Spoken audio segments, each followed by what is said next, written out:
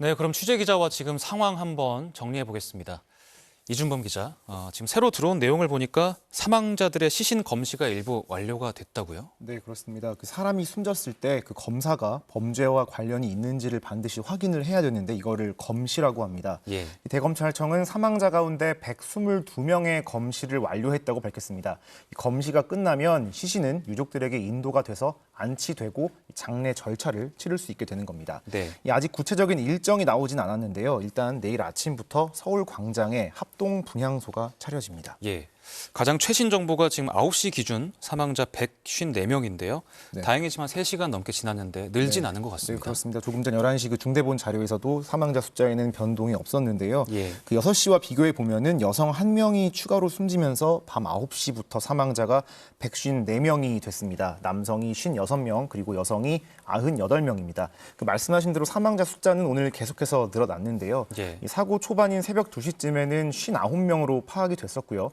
심폐소생술을 받으면서 인근 병원으로 옮겨진 부상자들 상당수가 숨지면서 사망자 수는 120명대에서 151명까지 늘었습니다. 예. 그리고 오후 5시쯤에 2명이 더 늘었고 밤 9시쯤에 1명이 더 발생한 겁니다. 안타깝게도 병원에서 상태가 악화돼 사망자가 추가로 발생하는 그런 상황입니다. 사망자가 발생을 했으니까 이제 부상자 숫자도 좀 변동이 있겠죠. 네, 그렇습니다. 조금 전 밤 11시 기준으로 부상자가 1명이 줄어서 132명, 중상자는 36명으로 집계가 됐습니다. 앞서 말씀드렸듯이 중상자 가운데 숨지는 경우가 나오고 있기 때문에요. 밤사이 사망자가 더 늘어날 가능성도 배제할 수는 없는 그런 상황이라고 볼 수 있습니다. 네. 154명의 사망자 중에 혹시 신원이 확인되지 않은 사망자도 있습니까? 네, 이게 오후에는 더 많았는데 지금 작업이 많이 진전이 돼서 이제 1명이 남았습니다. 네. 그러니까 153명의 신원은 현재 모두 파악이 돼서 유족에게 모두 통보가 된 상태라고 합니다. 다행입니다. 이게 왜 지연이 됐냐 하면은 그 주민등록이 안 돼 있는 17세 이하 또 외국인들이 있어서 이 확인 작업에 조금 시간이 걸린 겁니다. 예. 그리고 현재까지 파악된 외국인 사망자는 15개 국가 26명입니다. 다만 이와 별개로 가족들과 연락이 되지 않는다는 실종 신고는 계속해서 늘고 있는데요. 현재 서울시에 취합된 실종자 신고 건수가 4,300건을 넘긴 그런 상태입니다. 예, 4,300건 굉장히 큰 숫자인데요. 네, 그렇습니다. 혹시 아직도 뭔가 연락이 닿지 않거나 이런 분들은 이런 전화번호가 굉장히 소중하거든요. 네. 다시 한번 신고 접수 전화번호 좀 안내 네, 한번 다시 말씀드리겠습니다. 일단 그 120 다산 콜센터로 하시면 가능하고요. 그 신고 전화번호는 지금 화면에 나가고 있는데요. 네. 02-2199-8660번, 또 2199-8664부터 8678까지, 그리고 2199-5165부터 5168까지 이렇게입니다. 예. 그리고 서울 한남동 주민센터에 가시면은 현장 접수도 할 수가 있습니다. 이 시간에도 지금 네, 현장 그렇습니다. 접수하고 밤사이도 하고 있습니다. 알겠습니다. 아까 시민 인터뷰에서 살짝 나왔는데 어떻게 2022년 이 시점에 서울 한복판에서 이렇게 큰 사고가 날 수 있는지 의문이다. 네. 이런 얘기들이 많이 들려오고 있습니다. 이 정도의 큰 규모의 압사 사고는 거의 처음인 거죠. 그렇습니다. 그동안 국내 압사 사고 중에서 이제 피해 규모가 가장 컸던 게 1959년입니다. 예. 그러니까 부산 공설운동장에서 벌어진 사고인데요. 시민 위안잔치라는 행사에 관중 3만 명 정도가 모였는데 소나기가 내리니까 이걸 피하려고 좁은 출입구로 몰렸다가 67명이 숨졌습니다. 근데 이번에는 그때 2배가 넘는 그 초유의 사건이 발생을 한 겁니다. 예. 사망자 숫자가 워낙 커서 참 많은 분들이 놀랐습니다. 네. 사실은 뭐 최근에 있었던 여의도 불꽃축제라든지 뭐 여러 가지 종교 행사 이런 대규모 인원이 모이는 그런 행사 같은 거는 과거에도 있어 왔었는데 네. 왜 이렇게 사고가 이렇게 크게 난 겁니까? 네, 말씀하신 그런 사고들, 그러니까 그런 이제 행사들, 그런 지자체나 기업들이 주최하는 축제는 대부분 넓은 광장에서 열리지 않습니까? 예. 그런데 이번 사고는 이 폭이 좁은 골목길에서 발생을 했습니다. 술집과 상점, 노점들까지 겹친 이태원 특유의 좁은 골목에 이 수만 명의 인파가 몰렸기 때문에 상대적으로 더 위험했고 통제도 어려웠던 것으로 보입니다. 예.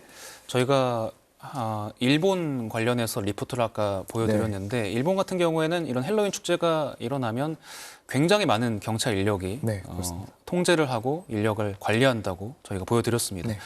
경찰 당국의 대비가 좀 부족했다 이런 말도 많이 나오고 있거든요. 네, 일단 이제 그렇게 대비가 충분하지 못했던 것으로 보이는 정황들이 조금씩 나타나고 있는 건 맞습니다. 예. 일단 그 경찰의 인원이 부족했던 것으로 보이는데요. 이 경찰이 이태원 전체에 배치한 그 병력은 200여 명이었습니다. 이 경찰은 헬로윈 전에 미리 대책을 발표하기도 했었는데요. 그때 내용을 보면 이 인원 관리보다는 불법 촬영, 또 추행, 마약 같은 범죄 예방이 초점이었지 이렇게 엄청난 인파가 모였을 때 대비한 그런 대책은 없었던 게 사실입니다. 예. 또 예전 다른 그 이태원에서 열렸던 다른 축제와 비교를 해봐도 이 경찰의 대응이 이번엔 상대적으로 느슨했다는 그 이태원 상인들의 증언도 나오고 있는 그런 상황입니다. 예. 헬로윈 축제가 사실 뭐 3년 만에 이제 마스크가 없는 축제로 열리긴 했지만 계속해서 작년에도 있어 그렇죠. 왔고 계속 열려왔습니다. 했었거든요. 그리고 토요일 날 이번 사고가 발생했지만 금요일에도 많은 분들이 사실 이태원에 모였단 말이죠. 그런데도 이제 뭐 서울시나 용산구는 따로 이런 인파에 대한 대책은 내놓지 않았던 거죠. 네, 그렇게 확인이 되고 있습니다. 예. 일단 물론 이번 행사가 그 명확한 주최 측이 없는 그 자발적인 자리였다는 그런 특성은 있습니다. 그래서 이 관련법에 따라서 안전 계획을 세우고 이걸 실행할 그 주체가 없는 건데요. 이 때문에 서울시와 경찰 또 관할 구청에 전적으로 책임을 묻기는 사실 좀 애매한 부분이 있는 것도 맞습니다. 예. 하지만 이 수십 명이 거리로 나올 거라는 게 예상됐던 이런 상황에서 이 관계기관들의 대비가 느슨했다는 지적은 피하기 어려울 것으로 보입니다. 이런 지적이 워낙 많기 때문에 당사자들도 해명을 했을 것 같은데요. 네. 뭐라고 해명을 내놨습니까? 네, 일단 그 유럽에 출장 갔던 오세훈 서울시장은 하루 앞당겨서 귀국을 했는데요. 이 책임론에 대한 즉답은 피했습니다. 일단 그 지금 전후 상황을 파악하고 있다.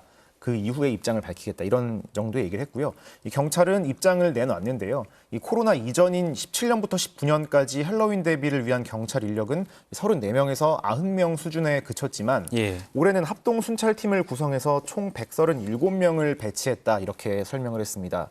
그리고 2020년하고 21년에는 별도의 기동대 인력을 배치했던 건 맞다. 하지만 이거는 인원 관리보다는 인파 관리보다는 코로나 방역 예방을 위한 목적이었다 이렇게 해명을 했습니다. 예. 어쨌든 이런 지적이 좀 나오고 있는 거는 사고가 발생하기 전에 어떤 통제 상황도 있겠지만 사고 발생 후에 사후 대책이 어떻게 나왔냐도 가장 중요하잖아요. 네.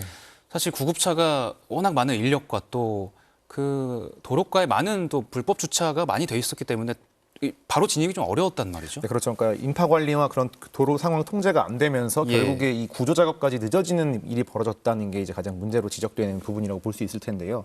당시 현장에 도착한 구조대원들은 이 한 명이라도 더 살리려고 이 필사의 노력을 했지만 결국 이 피해가 컸지 않습니까? 예. 지금 보시는 화면이 그 압사 사고 1시간 전쯤 이태원역 앞 도로의 상황인데요. 이 도로와 인도 모두 가득 차 있는 게 보이시죠? 예. 이렇다 보니까 소방대원과 경찰이 도착하는 데 많은 시간이 걸릴 수밖에 없었던 겁니다.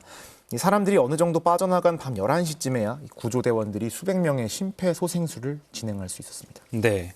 이제 앞으로 상황에 대해서 좀 이야기해 보겠습니다. 일단 사고를 수습해야 될 거고 네. 유가족들을 좀 돌봐야 될 것 네. 같고요. 그다음에 이제 수사가 진행이 되겠죠. 네, 그렇게 두 가지가 있습니다. 일단 그 수습부터 보면요. 국무총리를 본부장으로 하는 중대본이 지금 꾸려져 있고요. 이태원이 위치한 서울 용산구가 이 특별 재난 지역으로 선포가 된 상태입니다. 예. 또 오늘부터 11월 5일 자정까지가 국가 애도 기간으로 정해지면서 정부와 지자체 공공기관들은 이 기간에는 시급하지 않은 행사를 연기하게 됩니다. 또 내일 아침부터 서울광장에는 합동 분향소가 마련이 됩니다. 그리고 이제 수사는 경찰이 지금 맡아서 진행을 하고 있는데요. 네. 서울경찰청 소속의 475명이 현재 수사본부에 투입된 상태입니다. 경찰은 확보된 CCTV를 분석하고 목격자 진술 등을 토대로 원인을 면밀하게 규명하겠다고 밝혔습니다. 그리고 이제 어제부터 그 온라인상에서 현장에서 나온 얘기다 이러면서 여러 가지 소문들이 좀 언급되기도 했었잖아요. 예. 이에 대해서 경찰이 이를 뒷받침할 수 있는 근거는 발견되지 않았다고 명확히 선을 그었습니다. 예. 일단은 빠른 사고 수습 이후에 또 정확한 수사가 필요하겠습니다. 이준범 기자였습니다. 수고하셨습니다.